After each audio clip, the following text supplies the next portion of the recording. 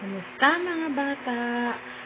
MTD, MLE 1, Mother Tongue Based Multilingual Education para sa Grade 1 ngayon tayo. Quarter 3, Week 6. At magandang umaga mga bata. Handa na ba kayo?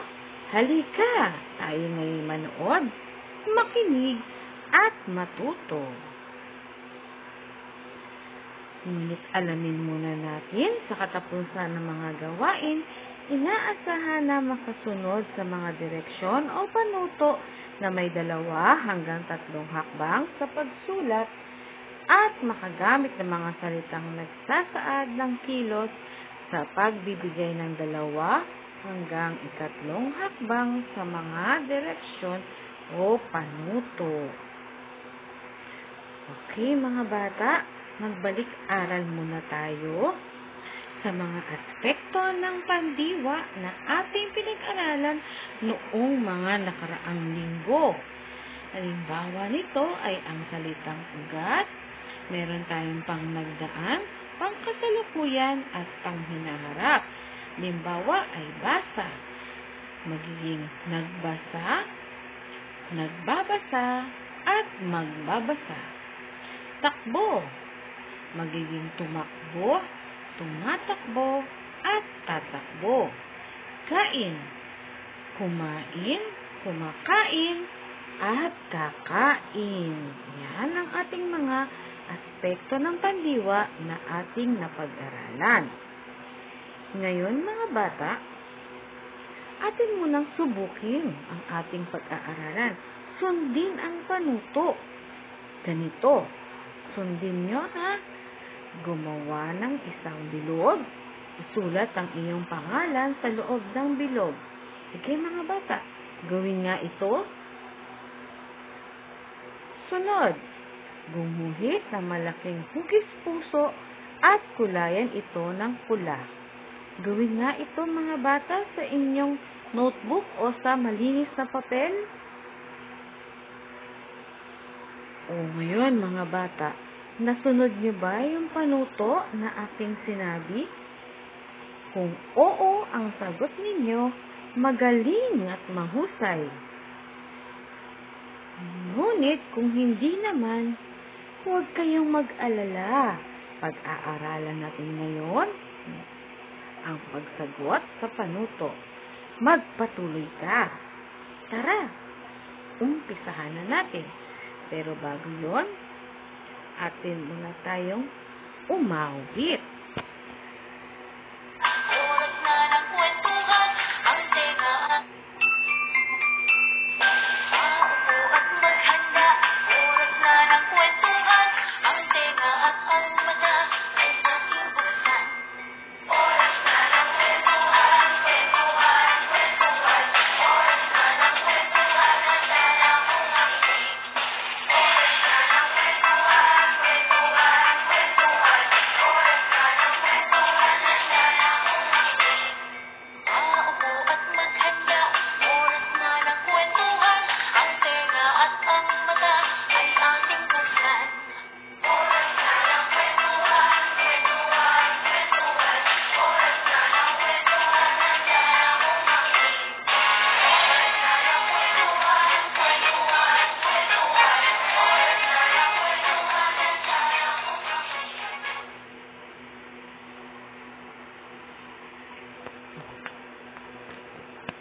Okay mga bata, sinabayan niyo ba ako sa pag-awit? Sige, kung kayo ay sumabay sa akin, mahusay at magaling. Meron tayong kwento ngayon. Ang pamagat ng kwento natin ay sumunod sa panuto. Pero bago yon, alamin muna natin, ano ba ang panuto? Ang panuto ay isang direksyon na kailangan sundin sa paggawa ng isang bagay. Ano-ano ba yung mga panuto na nabanggit sa kanta natin kanina sa oras ng kwentuhan? At ano-ano ba yung mga dapat natin gawin habang nakikinig tayo ng kwento? Ano yung sabi? Una, maupo at maghanda. Ano yung sabi? Unang panuto. Pangalawa, ano yung sinabi?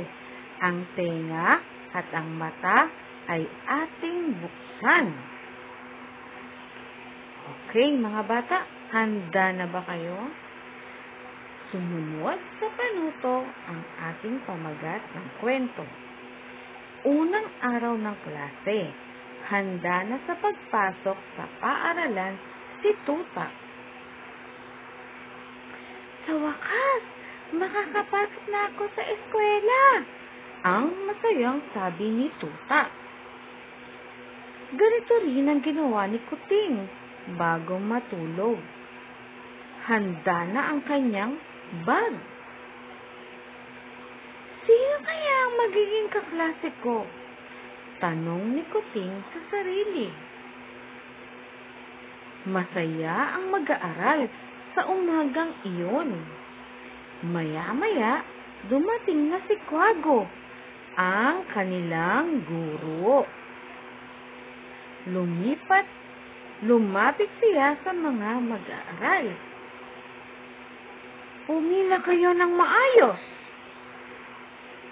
Pumasok kayo sa silid-aralan ng tahimik.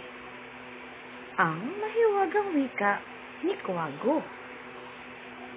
Sinunod ng mga mag-aaral ang sabi ng guro. Umupo sila ng maayos at tahimik. Nagsimula na ang klase. Nagpakilala ang bawat isa. Ako si Quago, ang inyong guro. Sino naman kayo? Ako po si Chongo. Ako naman po si Ibon. Kwak-kwak. Ako naman po si Bibe. At ako naman po si Sisiu. Ruff, ruff. Tuta ang itawag niyo sa akin. Meow. At ako naman ay tawagin ninyong pusa. Isa-isa tumayo ang mga mag-aaral at nagsalita ng may katamtamang lakas. Isa-isa tumayo. Nakinig ang lahat habang nagsasalita ang guro. Lahat ay sumunod sa panuto. Tahimik at maayos ang klase. Tuwang-tuwa si Quago. Tuwang-tuwa din si Chongo. Si Ibon, si Bibe, si Sisiu, at iba pa. At doon nagtatapos ang ating kwento. Meron akong mga katanungan, mga bata. Ang una, ano ba ang pamagat ng kwento natin ngayon? Tama, ang pamagat ng kwento ay sumunod sa panuto. Next, yung susunod.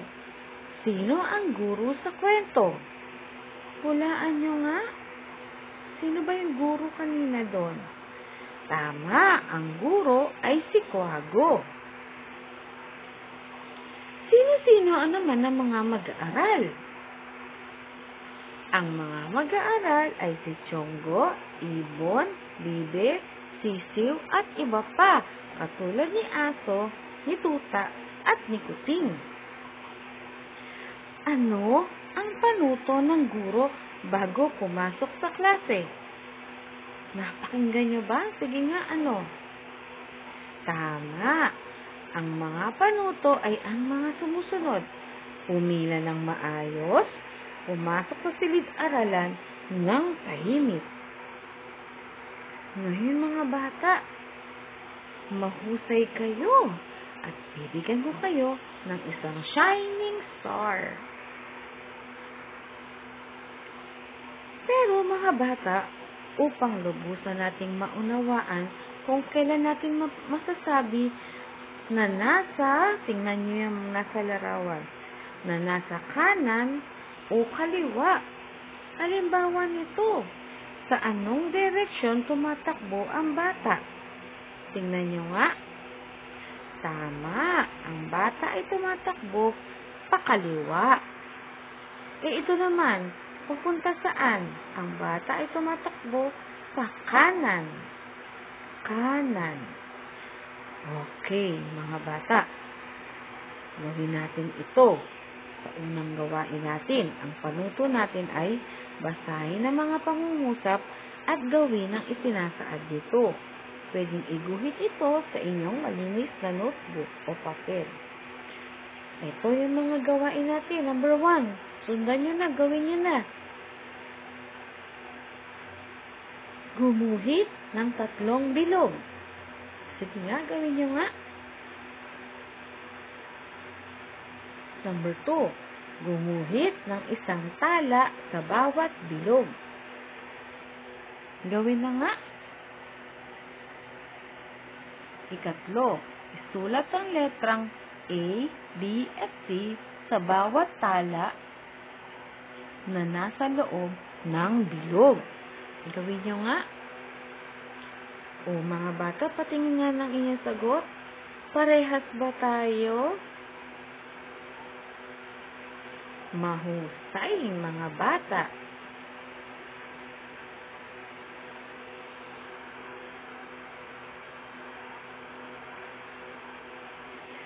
Ating tandaan, ang panuto ay nangangahulugan ng mga tagubilin, direksyon o gabay sa pagsasagawa ng gawain.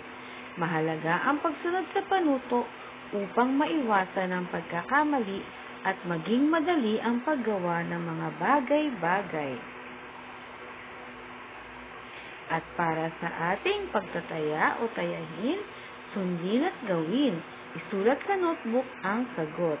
Number 1, gumuhit ng 3 puso at kulayan ng pula.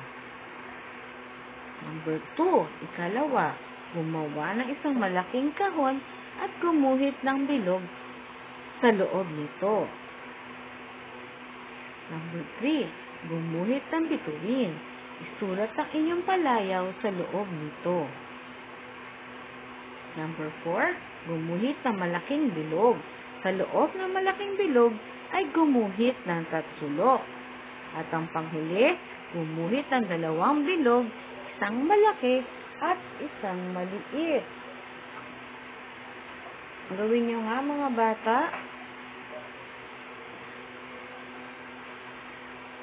Narito ang mga sagot. Kung parehas tayo, maging tapat sa pagsagot, lagyan ng check ang bawat sagot ninyo.